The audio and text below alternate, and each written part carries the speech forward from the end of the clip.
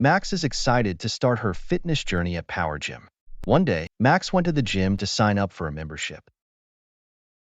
Max wasted no time putting her new gym membership to use and exercised regularly at the gym. One day, while scrolling through social media, she saw her picture being used in a promotional poster posted on Power Gym's page. Max was uncomfortable seeing photos of herself on a public social media page with a large following. Max asked, "Why is my picture included in the gym's promotional poster? I did not agree to be on that poster." Power Gym claimed that when Max consented to all of the terms and conditions when she signed up for the gym membership, she also agreed that the gym could take pictures of her while she's exercising in the gym and use those pictures for promotional purposes. But is Power Gym correct? Consent must be freely given, specific, informed, manifested by an indication of will, and evidenced by written, electronic, or recorded means. It may also be given on behalf of the data subject by an agent specifically authorized by the data subject to do so. Max's consent to sign up for a gym membership should not include her permission to be photographed for the gym's promotional purposes. Let's break it down. First, consent must be freely given. Consent is freely given when data subjects are given a genuine choice over their decision to consent to the processing of their personal data. Data subjects are given a genuine choice when their consent is not influenced by any form of pressure, intimidation, or possibility of adverse consequences for refusing their consent. In this case, Max was not coerced nor pressured into giving her consent. Second, consent must be informed.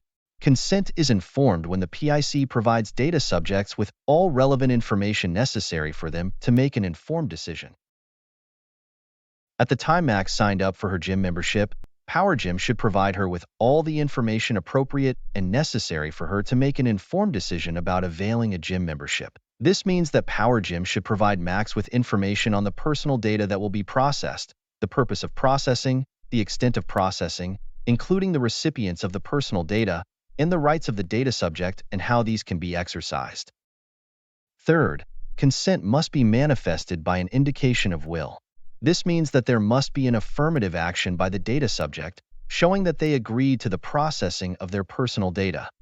When Max signed the forms given by Power Gym, there was a clear action on her part that showed an indication of her will. Fourth, consent must be evidenced by written, electronic, or recorded means. Consent may be evidenced in various forms beyond a signed written agreement. In fact, it may be in the form of an electronic agreement or recorded verbal consent, as long as the form clearly demonstrates the data subject's understanding and agreement to the processing of their personal data. When Max signed the forms, the signed written agreement served as the evidence of her consent. Can we, however, consider Max's consent specific?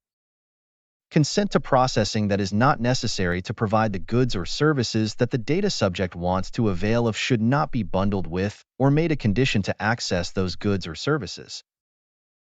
Here, Power Gym obtained an all-inclusive consent for the processing of Max's personal data. It included consent to being filmed or photographed while using the gym facilities for promotional materials. Being filmed or photographed while using the gym facilities is not necessary for the service provided by Power Gym, which is providing access to the gym facilities and services, such as training, coaching, and nutrition counseling. Consent to being filmed and photographed cannot then be bundled with the consent that Max gave when she signed up for the gym membership.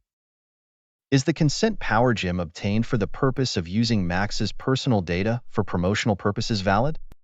Max's consent for this purpose is invalid because the consent she gave when she signed up for the gym membership included purposes that are unrelated and unnecessary, such as the consent to have her picture taken. Personal information controllers, such as Power Gym, should ensure that they obtain specific consent from data subjects for purposes that are necessary and related to the processing of personal data. In situations where personal data is being processed for multiple but unrelated purposes, a PIC should provide the data subject with a list of purposes and allow them to choose which purposes they are consenting to. This approach allows for specific consent to be given for each unrelated purpose rather than requiring blanket consent for all purposes. Further, consent for processing personal data that is not necessary to provide the goods or services should not be combined with or enforced as a requirement for accessing those goods or services. If there is additional processing of collected personal data for an additional and unrelated purpose, the PIC must ensure that consent for such processing is obtained separately from the data subject. Unbundling unrelated purposes reduces consent fatigue and allows data subjects to opt in to only those purposes that align with their needs. In this case, Power Gym must acquire separate consent, 1. for Max's gym membership and 2. for filming and photography. These are distinct purposes for which Power Gym should have obtained specific and separate consent from Max. Thus, by bundling consent for unrelated purposes, Power Gym did not obtain specific consent from Max for each distinct purpose. As such, the consent lacked one requisite and rendered Max's consent invalid. When a PIC processes personal data without a lawful criteria, then the PIC may be held liable for violating the DPA and the NPC's issuances.